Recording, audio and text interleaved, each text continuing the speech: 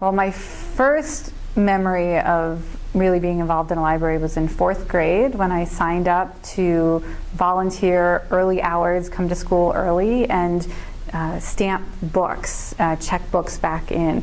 And I don't know, I guess I loved reading, and I think I saw librarians as being very powerful people who got to be surrounded by all of these beautiful books. So my earliest memory is in 4th grade, volunteering, get to work behind the counter and use the stamp, which was super fun. Libraries definitely fostered a love of reading in me. I remember in the summertime playing the games, the contests where you would try to read more books than anybody else, and I always won. My sister recently found a newspaper article about me winning the most books read from our local library. She said, "Oh, you were a gamer, you know, even then you were winning every game that you played." I remember when I was at university, I went to Fordham College at Lincoln Center, and they built this beautiful new campus library, giant library on Rose Hill.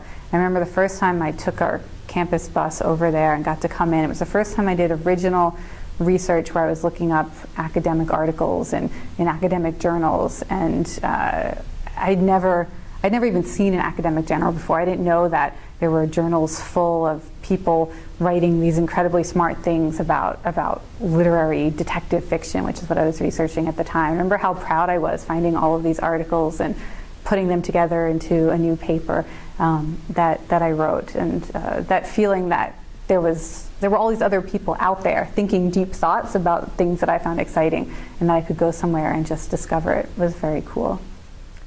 Well, mostly I use my library today as a portal for scientific research. So I'm researching the neuroscience of games and play, and so there are so many scientific journals now that are publishing research in this area. There are probably 100 major studies published every year, and I'm fortunate enough to have access as an alumni of UC Berkeley to get to read the journals online.